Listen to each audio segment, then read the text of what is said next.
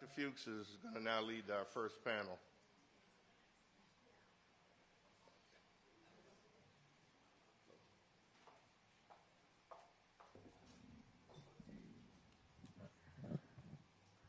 Thank you, Mayor Dinkins and Dean Anderson, and especially Mayor Dinkins for really hosting this forum for the past 12 years. I think it's an incredible opportunity for civic engagement for those of us from the university community, as well as for those in the public sector and anybody interested in public policy issues. We've always, I think, had cutting-edge topics at this forum, and this afternoon is really no distinction. I have the honor of leading the panel on creating economic opportunity for low-income New Yorkers. And it really is an honor to be hosting this particular panel, and particularly in the company of David Jones's very fiery and passionate speech on this issue. I have an all-female panel. Maybe that's not an accident. We didn't start out that way, but we certainly ended up that way. And maybe there's a reason for that. This is a set of policy issues that women seem to care a lot more about than men. And I have to say, when I started at City Hall, one of my closest friends said to me... Don't create a hostile audience, please. No, I'm bringing them in. I'll get there, Linda. One of my best friends said to me, when you figure out what you're going to do at City Hall, just don't do social policy. And I said, that's kind of funny because that's something I know a lot about and I care a lot about. And she said, don't do social policy. It's a sinkhole. Get into something like housing or economic development, and then when you get out, there are all those good jobs in the construction industry and in the development community and in real estate. And yet, for some reason, some amazing people managed to stay in that world and fight that fight and engage that battle. And I happen to have 3 of them right here on this panel. So I'll begin with the introduction of my 3 speakers, and then I'm going to ask them to speak for about 15 minutes, and then we should have a little time for questions. First, on my left, Deputy Mayor Linda Gibbs, who is the Deputy Mayor for Health and Human Services of the City of New York. Linda was appointed by Mayor Bloomberg in January 2006 at the outset of his second term to be Deputy Mayor for Health and Human Services.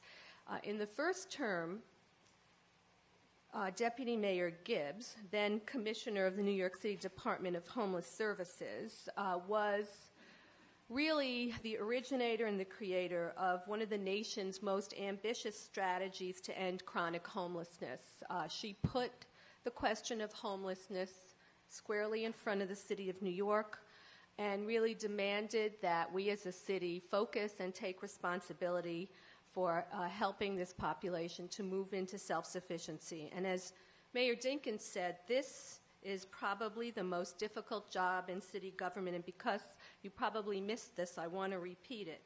He said it's the most difficult job in city government, particularly if you care.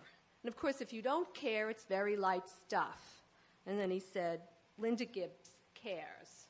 I don't know, I think there's no better compliment than to say about a public official that they care, and that they particularly care about those in the city of New York who are among the neediest, who are among the populations that many of us ignore and just wish they would go away.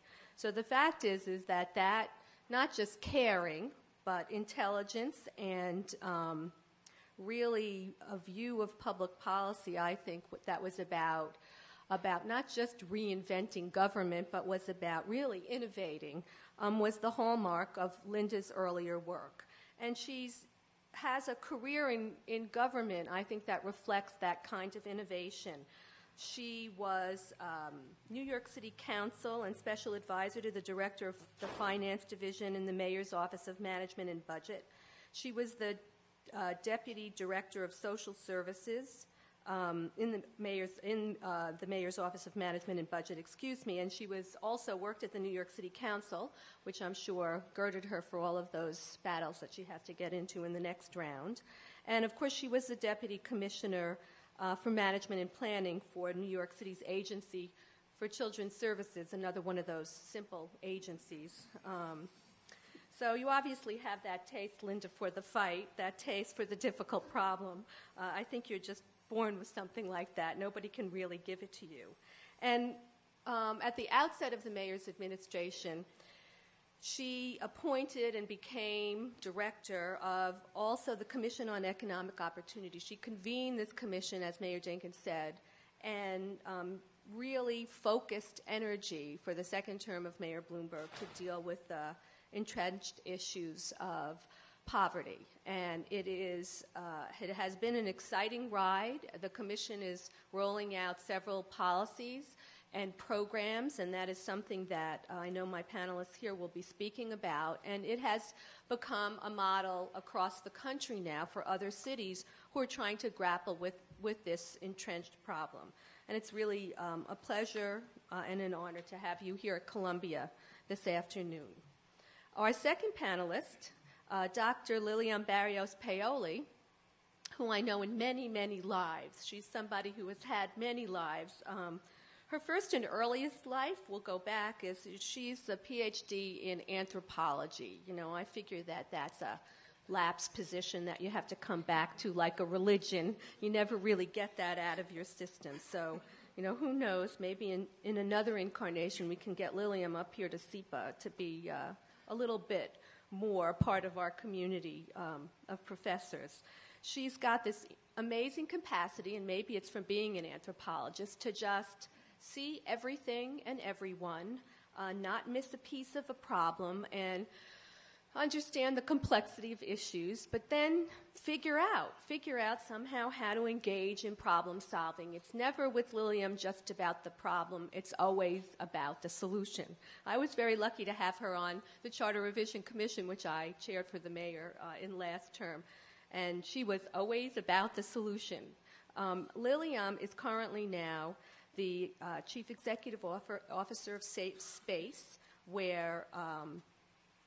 which is a non-profit organization that works with kids in foster care and helps kids who are victims of sexual abuse and child abuse and domestic violence, as well as those with HIV and AIDS. Another really easy job, another easy job. Before that, Lillian was the Senior Vice President and Chief Executive for Community Investment at the United Way, where she began and initiated a strategic plan and changed literally the direction that organization has taken its fundraising as well as its programmatic investments. And Lillian has finally the greatest distinction, I think, of having been commissioner of more city agencies than anybody, right? I think that anybody. During the course of several mayoral administrations, she was commissioner of the New York City Human Resources Administration, as well as the New York City Housing Preservation and Development Agency, as well as the old New York City Department of Personnel, which was responsible for workforce investment funds, which then had a different name. And finally, she has been a member of the Commission on Economic Opportunity, and it's really a distinct pleasure to welcome you two here. Finally, Diane Baillargeon. I worked hard to pronounce your name correctly. What? Diane. Now we're going to just go straight to Diane. Diane is the president and CEO of Seedco, a position she assumed in 2004. And Seedco, I think, is one of the largest not-for-profits now engaged in workforce development, working with individuals who are looking for employment, working with neighborhood entrepreneurs to achieve economic advancement and self-sufficiency. Seedco is a contractor to several city agencies, including the Department of Business Services, and they run the one-stop right up here on 125th Street in Harlem. I think probably it is the most successful of all of the city one-stops in placing individuals into employment. What Diane managed to figure out that many before her didn't seem to understand is that job training is not enough, that if you're really doing job training, particularly whether it's with workforce investment money, that the outcome needs to be a job, not just finishing the training program. Seems obvious to some of us, but apparently it hadn't been for quite some time in the way the city had distributed that money. Diane is also a member of Michael Bloomberg's Commission on Economic Opportunity and will be speaking to some of those initiatives. Before going to Seedco, Diane was a founding partner of the Human Service Solutions, Inc., a consulting firm, and she had been Deputy Commissioner for Policy Management in New York State's Department of Social Services and Deputy Administrator for Program Development in New York City's Human Resources Administration. And I noticed that we do have some of our colleagues from the city here, and I want to welcome everybody to the forum, and it's really exciting that we have such a diverse and eclectic audience. I just particularly have to welcome Deputy Commissioner of the Human Resources Administration, Pat Smith. She's here to just make sure that we all get it right. I know Pat will do that if some of us screw up. Isn't that what the mayor says? You know, not to screw it up. So Pat is here to make sure we don't do that. There are other people here, at the risk of insulting people, I'll just leave it at Pat Smith. So it's my pleasure to begin this morning's discussion with Deputy Mayor Linda Gibbs. Great. And can I speak from here? Is that okay? Or whatever you want. You can pretty much see us. Right. Thank you. And actually, it's when Pat's not in the office that we're nervous, because it's when she's working incredible hours, making sure that everything keeps going, that we know will be good. But it's a pleasure to be here. Let me, what I would like to do is actually just give some very, very brief comments, context-setting comments, and turn it over to Lillian and Diane, and then I think most interesting, have a discussion with all of you. I would say the three people that are here on the panel with me we're all members of the Mayor's Commission for Economic Opportunity, and now as we're implementing, knowing that I have the partnership of these three great people and many others is the kind of thing that gives me confidence that we'll be able to make progress on some of these very intractable issues. And so maybe just a little bit of background around the Commission's work, because of course in the city we spend billions of dollars on the issue of poverty and of providing solutions to poverty. And there has been a tremendous amount of success, and New York City in many ways has been a leader in that success in terms of seeing reductions in child poverty in the city throughout the 90s, and which stabilized and has maintained sort of plateaued since the year 2000. And that progress came as a result of both the reform of welfare in our country, but combined with really critical investments in the Earned Income Tax Credit and child care at the same time. So during that period, mid-90s to 2000, we saw huge jumps in the employment of particularly single unmarried mothers, and a commensurate drop in child poverty. But that has plateaued. At the same time, and I think this is this was more of the critical transformational point for me after having had worked some 18 years primarily in the social services in the city, and working in a number of agencies where we focused on particular issues related to a household's needs. And so whether it was in child welfare, providing preventive services when a family was in a particular crisis, or whether it was in homeless services when a housing crisis caused somebody to come to the shelter system, we were always, in my experience, struggling with the goal of dealing with the household holistically, but limited in our tools. And the issue of having better coordination among city agencies is just a persistent challenge that continues. And so when the nation really opened up its eyes to this issue of the chronic, persistent, multi-generational, concentrated poverty that everybody was really exposed to and made aware of, if they were either turning their back or not having any opportunity to see it when Katrina hit. And the level of need and the concentration of need that was made obvious after Katrina was it was shocking to many people, but to me the thing that was shocking was the realization that people didn't realize the level of chronic and concentrated poverty that exists in our city, and that if you're working in these social service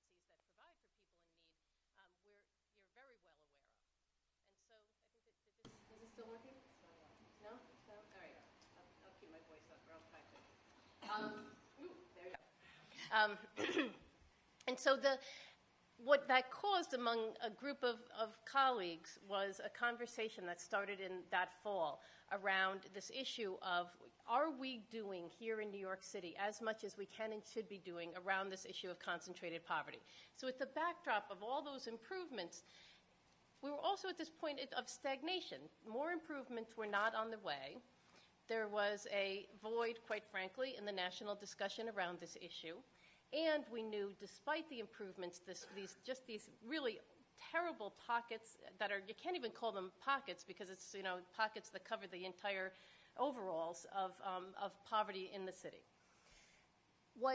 When sort of then an opportune moment, for me anyway, occurred when there were some changes in City Hall, and the mayor reached out to a number of agencies and just getting input on what ought to be done in order to bring some new folks into City Hall.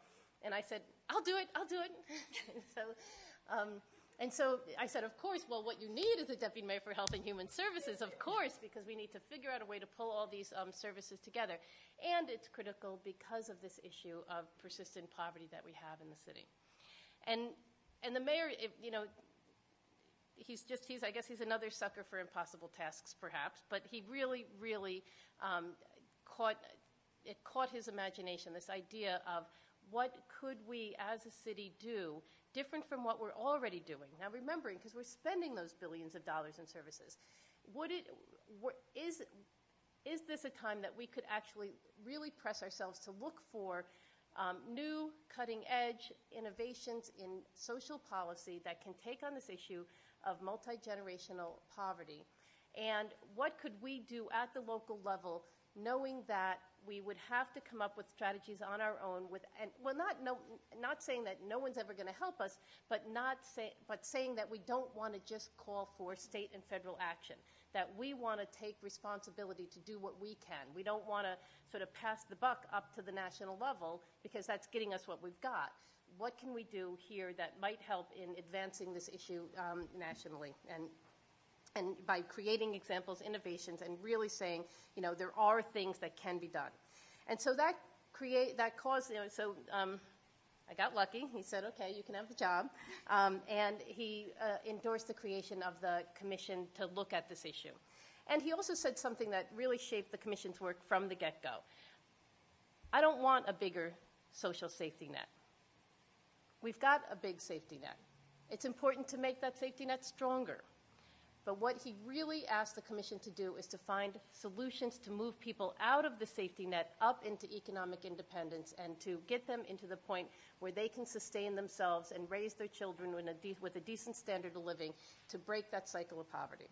So he's really, really asking us to think about how can we change this circumstance. And in many ways, what that means is that we needed to look for things where this very big social infrastructure is not working for particular groups who are living in poverty. 1.5 million people, 20% of the city's population living in poverty, and many of them moving through poverty quickly. And so what the commission did from the beginning, and you're going to hear more from others on this, was to really ask the question, we've got to be tough about this. If we're going to pretend that we're going to solve poverty for everyone now, we're probably going to solve poverty for no one ever. What we really need to do is to think about where are the gaps in the approaches, where are some promising new ideas, which are the populations that the current service system is not working for, and let's just give it a try. Let's go back to those things that were kooky ideas 10 years ago, and maybe they're not so kooky now. Or if there's not old kooky ideas, let's come up with some new ones. And so the commission really did try to search out for some of the best thinking, examples from pilots from here in New York City. Let's take them up larger, other ideas from other places, importing them from whether it be California or Mexico. And let's see if we can shape something that can work here for our populations and really target in on those populations. The commission decided to focus on 3 of the subgroups. young children, because we know the benefits of the investments in early childhood education for lifetime learning achievement, and looking at what we can do to really help make those investments for the long run. Young adults, the disconnected youth that you've heard about from David very powerfully, what more can be done? And it's, I think, a population that continues to suffer in the gap between childhood services and adult services, and what are the strategies that we might take on to help improve their graduation from high school, they're going to college, and improving their employment and re-engaging them. And the working poor. In 1990, 26% of households in poverty in New York City had a working adult. In 2005, that was up to 49%. So increasingly, despite the fact that people are working, they are poor. And we have to take this on. And I do believe that a working poor agenda is the same as a middle class agenda. It's the, I don't know if it's the different sides of the same coin or the same side of the same coin, but it's if you look at both of those issues, it is the same agenda. So the last thing I would say around this work is that the evidence base of what does work is weak in the social services generally, and that's true here in New York City. It's true across the country. We have not invested in the type of evaluation and research and the quality of a design from the beginning of programs that allow us to say, when the pilot is done, whether it really worked, and to do it in a way that others would take that evidence and bring it to the bank, meaning your budget office, to say, if you spend this money, if you invest this, you will get this outcome, and it will prove effective, not just in achieving outcomes, but overwhelmingly, investments of these types save government money because you are reducing the dependence and reliance on many of those very same safety net programs. And so our investments in the Commission's recommendations, that where the mayor has put an additional $150 million annually into spending on these innovations, are being made with a very short leash. The dollars are retained by the city in an innovation fund. The agencies will not get their annual appropriation each year unless they demonstrate that they're effectively implementing them according to milestones, and those dollars will not be baselined for those programs into perpetuity without the evidence that it actually works. So a little bit of the, obviously exaggeration, we would never put a lot of money into a lot of kooky ideas, but should these kooky ideas wind up being really brilliant and give us results of the type, it has given us a lot more room to be innovative, to be a little risk-taking, to be creative, and to be accountable, with the desire that we can prove through a collection of evaluation and evidence that interventions that are really designed with a strong base in a history of whatever evidence we have, and targeted management toward accountable outcomes, that you can really demonstrate that you can make a difference and break the cycle. So I'm not going to say anything about the details of the program, and leave that for others, and look forward to some more conversation. Thanks, Linda. I'm going to ask Lillian to continue, and we'll take questions at the end. Sure. I'm going to just briefly try to describe the rationale behind why did we choose the working poor, which I think it's very obvious to everybody, and the kinds of programs that will be created to achieve the goals of this population. Basically, I think David was right. I mean, we're post-welfare reform. Pretty much everybody or most people who could have been employed and leave welfare are either have left welfare and are employed, or in the process of doing it. The idea that you can stay on welfare for a limited period of time and so on, it's well past. So what do we do now for close to 400,000 people who left welfare and have fairly low-paying jobs with not a lot of benefits and are struggling? We promised them that if they did the right things, they would, reap the fruits of their labor, and indeed it's not proven to be the case. So what do we do for them? And the programs are grouped pretty much into, I think, three categories. One is, what do we do to increase their income as soon as we can?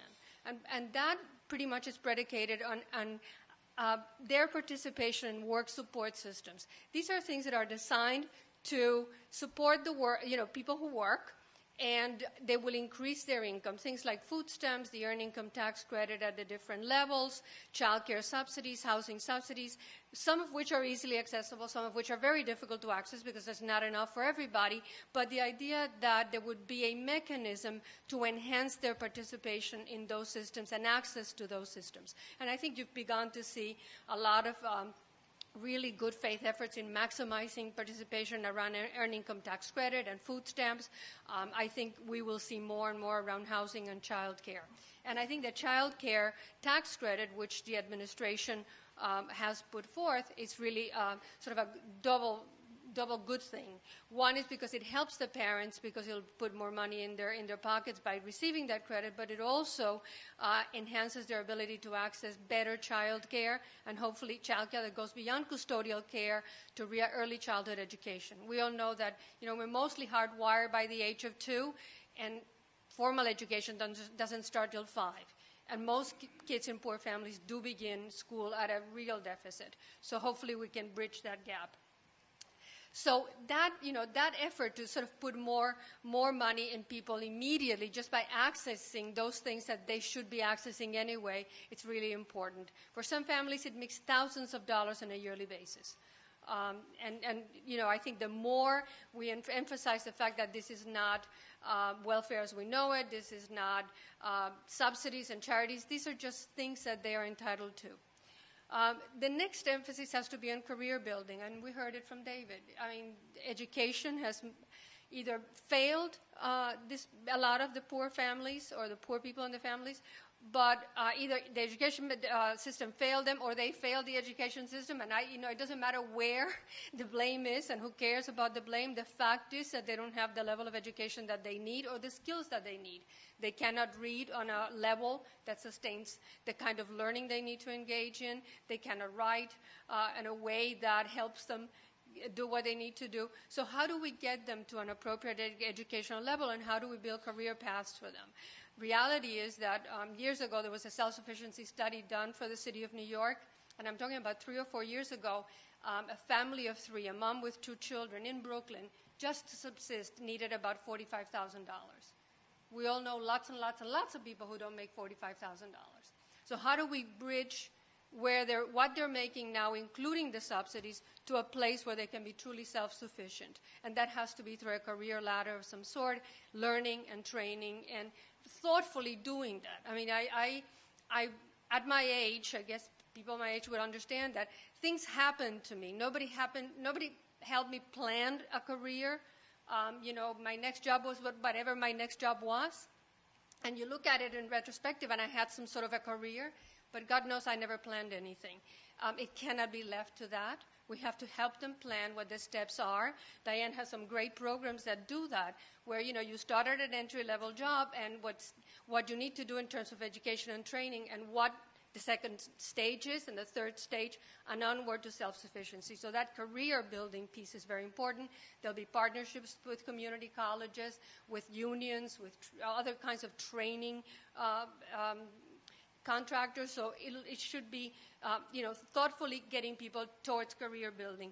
And the last stage would be asset building, which is something that poor people don't normally engage in. They're much into the immediate, you have to immediately pay your rent, immediately put food on the table, but you have to build assets. That's the difference between poor people and more middle-class people. There's a savings account, there's some financial literacy, you understand investments, you understand the mechanics of how do you acquire a home, those kinds of things.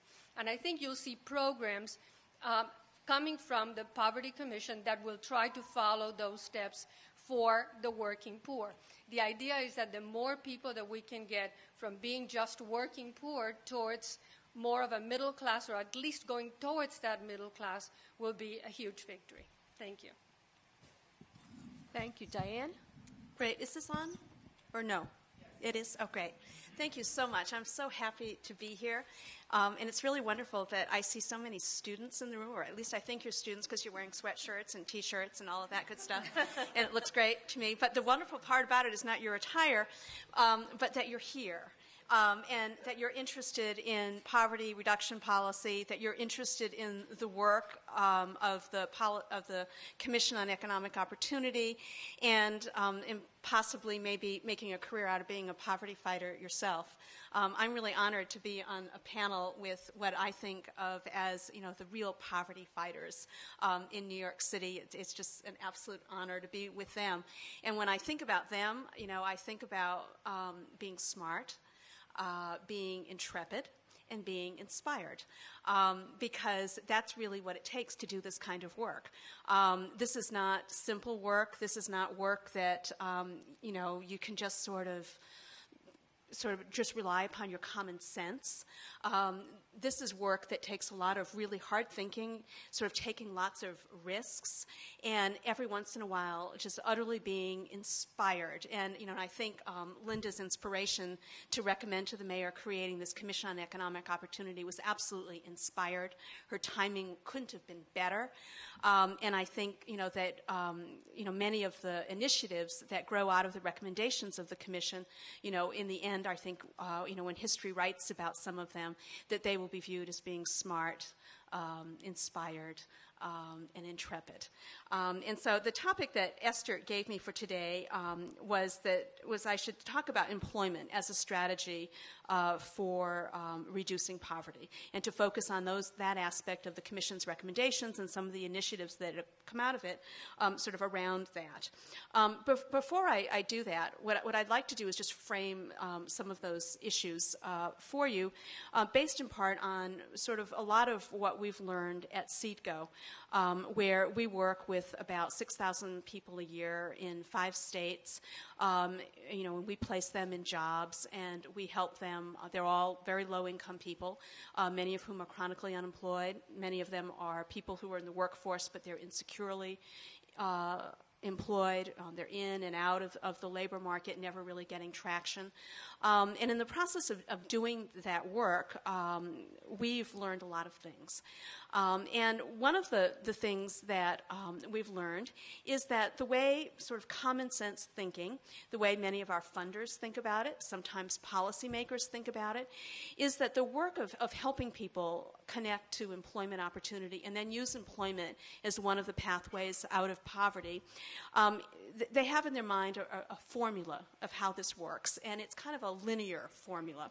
And it basically takes a page out of what most of us in this room did to kind of get to the jobs and to the place of economic security that we've gotten to. And that is, that we went to school. We graduated from high school, and then many of us went to college, and we graduated from college, and we got one job, and then eventually that job led us to another job, and maybe along the way we upgraded our skills here and there by going to a special training program. We went back and we got a graduate degree, and eventually we built a career. And it has a fairly linear pattern to it. One of the things that happens with people who fall out of that system, who don't sort of do it quite that in what we might call the first chance system, but people who have not sort of managed to graduate from high school for whatever reason, who have really not gotten traction in the labor market, haven't been able to sort of hang on to one job and then use that to leverage another job, is that the pattern of moving out of poverty doesn't work quite the same way.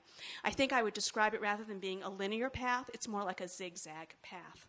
And when it works, and it doesn't always work, the way it works is that a person who typically has not done so well in typical educational environments, sitting in a classroom training, that the way they move is that they tend to first get a job, any job, but a job that allows them to have some experience, an ability to demonstrate that they can be reliable, to learn some basic sort of workplace type skills. And that is sort of the platform on which they then are able to leverage additional kinds of opportunities. And the trick to ultimately sort of moving out of poverty and ultimately achieving a level of self-sufficiency is that you have to be able to remain continuously employed. It's one of the biggest predictors of long-term self-sufficiency. But the problem is that many people get jobs and they are not continuously employed. They cycle in and out of entry-level jobs, and they never really get traction in the labor market, or they never get in the labor market to begin with. And those are sort of the things that make this work really challenging. when we look at sort of what are those things that help people actually sort of take advantage of this kind of zigzagging opportunity out of poverty and into self-sufficiency, what are the things that sort of help with that? It's not just that, entry-level job and leveraging another job. When we look at those things, there are 4 or 5 different things that really make the path better, make it more likely that you will accelerate this pattern and really make it successful. And among the things are some of the things that Lillian has talked about. They include that if you help people access work supports, things like food stamps, the earned income tax credits, some of the things that are not even government benefits, like a free checking account rather than going to a check cashing outlet, things that enhance your income. People who access those things, they are more likely to remain continuously employed. Work supports matter a lot. The other thing that experience shows, and there's a lot of research to back this, is that financial incentives matter. And so there have been many experiments that have looked at sort of incenting using sort of financial bonuses or payments and so forth as ways to sort of encourage people to kind of increase their level of work effort and stay in the workforce, use it as a pathway out of poverty. And there's evidence that shows that that works. There's evidence that shows, and we see it in our programs all the time, that people who manage to connect to the labor market and at the same time are able to sort of take advantage of skills training, going to community college, or completing their GED, getting ESL training. And typically, if they take advantage of it in small, manageable chunks, not necessarily a long, 3-4 years without work, it's probably not feasible for most people. But people who manage to sort of mix working with education, with training, and taking advantage of those things, they tend to move along this path. People who participate in skills training that is very much focused on a particular sector, they're more likely to kind of move up and out of this path. So one of the things that's really exciting to me about many of the recommendations of the Commission, as well as the initiatives that grow out of those recommendations, is that they correspond in a really very close way to the things that accelerate the pattern. And I think that will make it more likely that rather than people spinning their wheels in low-income, dead-end jobs, never really getting traction, that they will begin to get that important traction, that important sort of experience of continuous employment, which is what you need. So among the things that come to my mind as being really exciting about the Commission is that there is as Lillian mentioned, a major effort called Access New York City, which is about helping people access work supports and various kinds of benefits. That's a really exciting possibility, and I think it has such potential to really make a difference. There is a plan to create new one-stops in the city that are focused on particular industry sectors. I think that has enormous promise. There is an effort to work with ex-offenders and create a civic justice corps, which will give ex-offenders some sort of community service transitional work experience, and that is a way to begin sort of that zigzagging, leveraging path, and I think that offers some real important promise. There is an effort, as Lillian also mentioned, around basing in the one-stops what you might call sort of career ladder work. Or sort of job opportunity work. And currently the way one-stops in New York City work, and they're very important, is that they really match employment opportunity to people who are looking for work. They're big labor exchange efforts. The thing that's new that's going to be based on the Commission's work is to not just sort of make that initial job match, but to actually literally call people back into the one-stop system and re-engage them and begin to actually offer a whole range of services and supports that are likely, again, to accelerate this pattern, not just leave it to chance. And so there are going to be efforts to connect people much more systematically to work supports and benefits. There are going to be efforts to connect people to ongoing education and training while they're employed, to sort of upgrading their employment after they've been employed. One of the really interesting things that we find in our work is that we have significant numbers of people that we've helped to connect to the labor market who stay for many, many years, and this is particularly true of immigrant women, in the same job. They shouldn't do that. That's not how you move out of poverty. You don't move out of... Can I actually? It's a wonderful plug, if I could put it in. The mayor today announced CUNY ASAP, which is Accelerated Studies in for your associate P something program. And what this is, so it's exactly that person. So we had two individuals who came who were in the first enrollment in June. It's targeted for working poor individuals who are in those entry-level jobs and don't have the education and skills to move up the ladder, but very much want to, but because they have to work full-time, really can't go and get a degree because the way that the university schedule classes, it's around the teacher's schedule, and it's like Tuesday morning, Thursday afternoon, Wednesday evening, Saturday morning. And so who can hold down a job when it's all over the place like that? So what Chancellor Goldstein has done at CUNY is to create tracks. And he's guaranteeing that the young people that enroll in this program can get all their coursework during a very defined time slot, morning program, afternoon program, or evening program. And everything that you need will be offered then. You'll get tutoring support and have free time so that all of your classwork will be done during that time slot. You don't have any homework. Term papers will be done on campus during the slot. Exams will be given during that time. You can get it done then. Two young people, Joema is a 25-year-old mother, a 10-year-old child, just getting her GED, and has been accepted at Bronx Community College in this program for nuclear medicine. It sounds scary to me. She was great, and she is so thrilled. She said, just responding to a reporter's questions, couldn't have summed up the program better. And Nate Wheeler, a 26-year-old young man, has been working since he got his degree, his high school degree, and has not been able to, he said, I can't, every time these promotional opportunities come up, I'm not qualified because I don't have the degree, but I can't get the degree because I have to be at work and I don't have the time to go to school.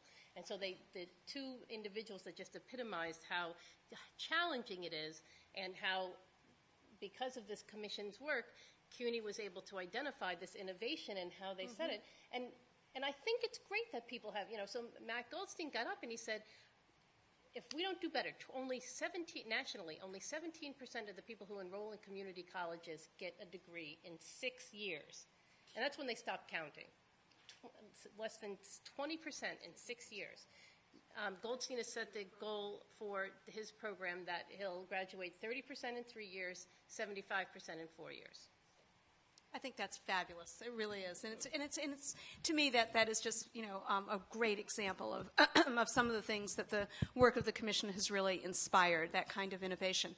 Let me just mention one final initiative of the commission, which is a very significant one, and it's called Opportunity New York City. And it is, some of you may have heard of it. It is what is called in the business a conditional cash transfer initiative, and it grows out of a number of sort of experiences here in the United States with financial incentives and using financial incentives to encourage people to do some of the things that you need to do in order to begin to use to move out of poverty.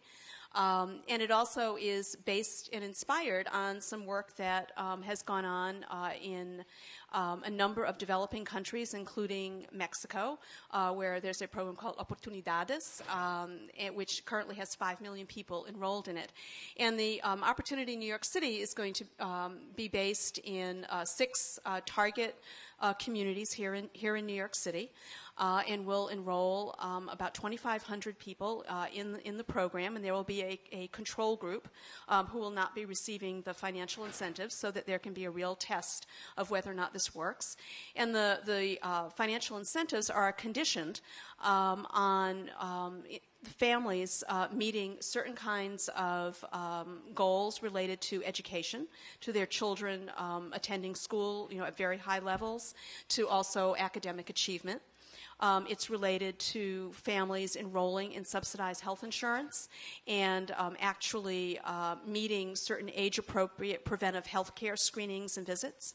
And then finally, it's predicated on families maintaining continuous employment or mixing training and employment, at the same time. And the idea is to test whether or not financial incentives in the range of about $3,000 to $5,000 a year at max for families who are currently earning about 130% of the poverty level, which is about $22,000 in New York City. Not much at all. These are really struggling families. But whether or not those kinds of financial incentives can really sort of help boost this process of helping families navigate their ways out of poverty. And I think that is just like one of the really sort of exciting sort of possibilities here, and one where we will all really learn a lot. And it has the potential to be really transformative. Thank you. What I'm going to do right now, of course, everybody knows I had dozens and dozens of questions to ask the panelists, but I'm going to demur. I don't do that often. And I'm going to open up for some questions, and then we'll take a little time. And since we got cut off earlier, Elliot, we're taking our time. Questions? Yes. Deputy Commissioner, you mentioned that there were 3 subgroups that the committee is focusing on, and it seems that most of the programs you mentioned are really focused on young adults and working poor. Could you all elaborate a little bit on the programs that are targeting children that are working in the schools at all? Just more about that. So young children was the third group that the Commission focused on, and for that one we've made probably the largest investment around creating a refundable child care tax credit for the city. And what the structure is, when you have a tax credit, so the EITC is that if you don't owe money, if you don't owe taxes, but you qualify based on the schedule for a benefit, you'll actually get a check. And the goal around creating so what did the Commission say? Okay, we have all this evidence, early childhood interventions work, that they really help to close that gap in the early learning years, and that makes a huge difference for a child entering kindergarten ready to learn. And so the challenge was, well, if we want to do more about that, we have, of course, all of the work that has been going on to create universal pre-K in the city and expand pre-K services for 3- and 4-year-olds. Then there's a lot of child care services that provide individuals who are income eligible and have other eligibility criteria met, that they can get subsidized child care. So the question is, well, what do we do? Do we put more money into expanding the pre-K and child care services? Well, you have this huge political battle going on, and you want to make sure that the state comes up with as much money as possible for pre-K, so that battle's going on. Let that be fought. And so it got down to, well, what should we expand child care investments, or should we think about a tax credit? And the decision was to do a tax credit for several reasons.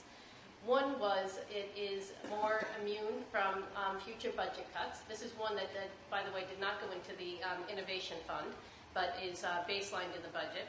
When you go through agency, what we call PEG program to eliminate the gap, you always have to review all your expenditures, but taxes are not part of that. So by creating a tax expenditure, we had a more protected investment.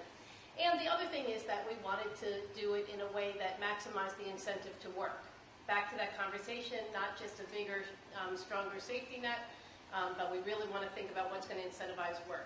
And so the credit is available only for individuals that are working. So you have to be able to file an income tax return, and you must have a child that's 3 years old or younger. And it's targeted to low-income families, household incomes that go up to about $30,000. And so but it has also a graduating up and down scale, so that both it won't penalize you and it would encourage you to work more and earn more. But then when you got to the peak, it doesn't drop you off a cliff, but gradually trits you down. And so the mayor invested $42 million in that, and that is our largest investment.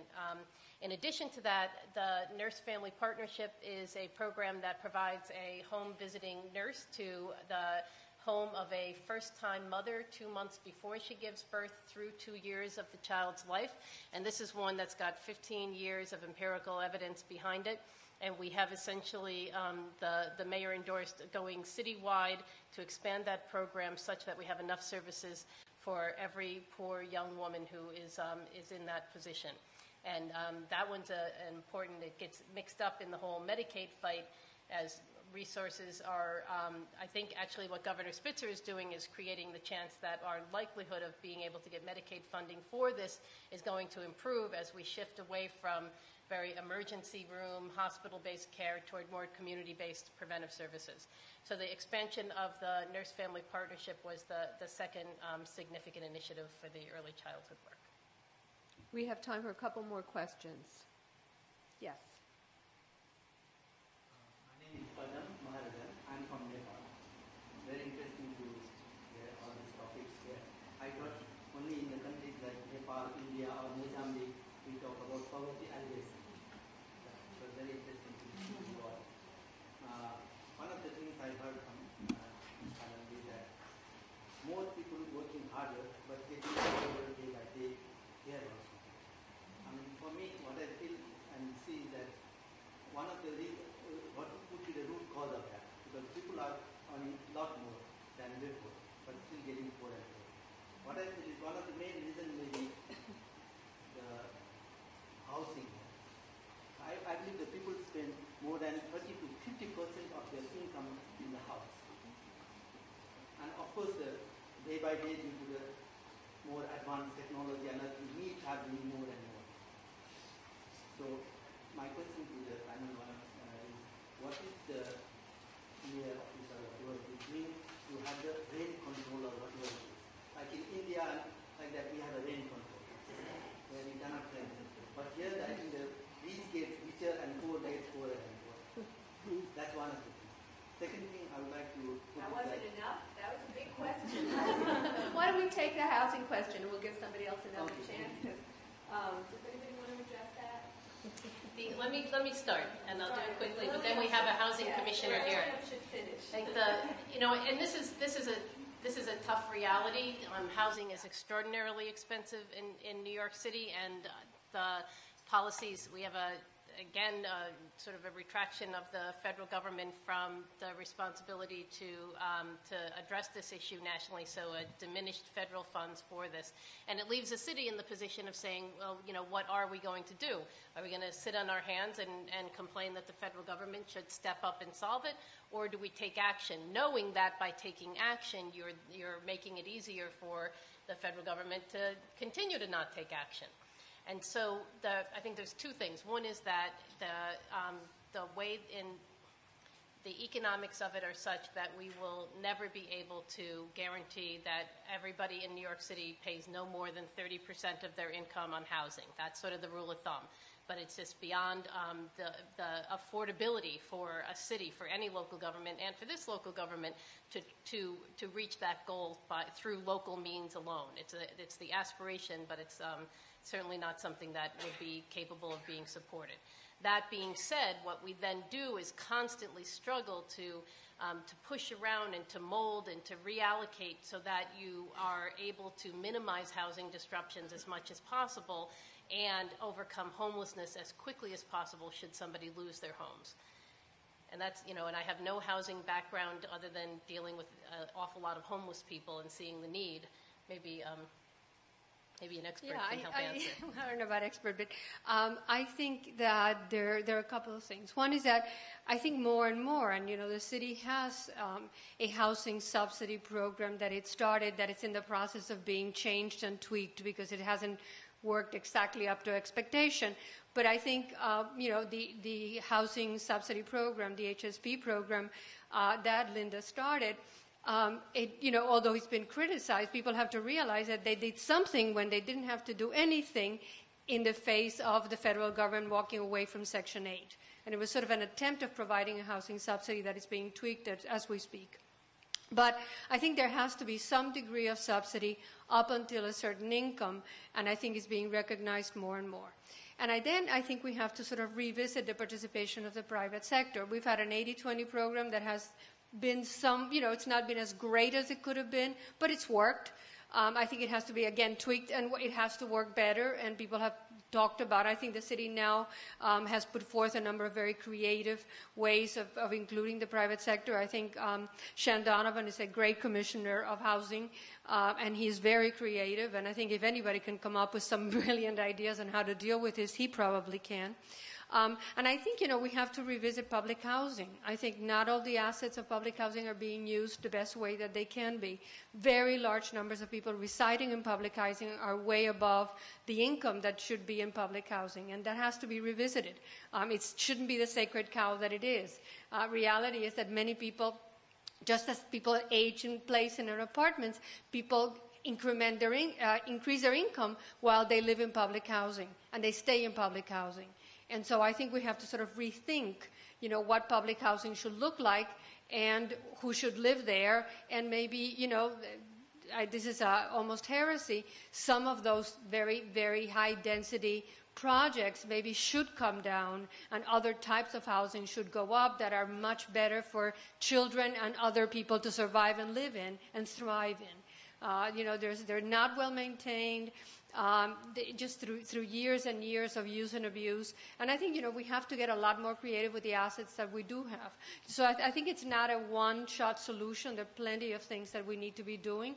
But I think it's a recognition that as long as New York City is a place where per square inch we pay more than anyone else does, we have to be very creative the way we use housing and housing subsidy. Before we take a last question, I just would respond to that also with 2 points. One is for my students who are here in large numbers, and that's a one-word answer, which is federalism. And I won't elaborate on that, but they better understand what I'm talking about. Even Stacy gets it, because she was my undergraduate. So there is a huge federalism issue that both Linda and Lillian were alluding to on the housing question, which is why we have a very different problem than other countries, both developed and developing countries. We have basically policy that varies from local jurisdiction to local jurisdiction, making it very difficult with the federal government that has essentially abdicated on the affordable housing issue. And the other thing is, in this administration, the mayor really is doing the housing issue in the sustainability plan. So Deputy Mayor Linda Gibbs, who has this enormous portfolio, which overlaps to a certain extent with some of the issues that are coming out of the Sustainability Advisory Board, the issue of how is New York going to house 1 million new people by 2030 is being addressed in the Sustainability Advisory Plan, and it's also being addressed from an affordability point of view, which has been part of the plan of the mayor. And of course, under her former hat, Linda Gibbs really tackled this head-on as homeless commissioner in a very innovative way. So it's a difficult problem, and you're right to point it out, and it's being addressed, but we have a special problem in New York. I'll take last question. I'm currently working on a consulting project with the Mexican Ministry of Social Development to assess oportunidades. It's been 10 years and we've been assessing the impact.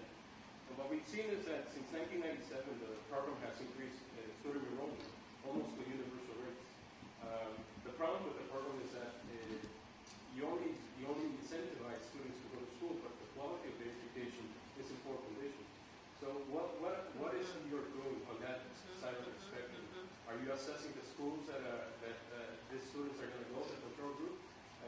You guys are looking at the end of the day, the program will function if the quality of education is at a high standard. Yeah. And I think this is so interesting because Lillian, who's also from Mexico, is ready to jump on the answer here. But two things. One is that we're adding into our educational incentive package achievement incentives. In most of the CCTs internationally, enrollment and attendance are what are incentivized. They have not led to demonstrable increases in achievement. And so there are two questions. One is, well, how can you achieve in a poor-performing school? The other is the question of whether or not, if you incentivize achievement, whether that produces results. So we're going to put that in. We'll be looking at it, and then we're going to be testing whether or not the results are better in schools that are better performing versus those that are not. Is a child capable of improving his own or her own achievement regardless of the context? We can all speculate the answer there. But fundamentally, it gets back to the design of the CCTs is really trying to restructure the demand. You're not putting in place services. What you're trying to do is to create greater consumer power in their spending patterns, their acting, their demanding. We want parents to care deeply about the quality of education their kids are getting, and our question is, can an incentive around achievement change their behavior in a way that delivers more of that passion through to the communicating to the teacher? And this was interesting because on the health front, this actually did work in Mexico, where they really reallocated significantly the food support services based on the need. We haven't seen that on the education front, I don't think. I think that here, the mayor has started a series of initiatives in education that should lead to greater quality in the schools. I mean, at least that's the hope. And a lot of it is predicated on parents voting with their feet. I mean, if this school is not working, then, let's go to another school that does. So I think it's a mix of interventions that's going to yield the result at the end. Well, thank you really very much. This was an extraordinary panel, and I'm really delighted that you could all come today.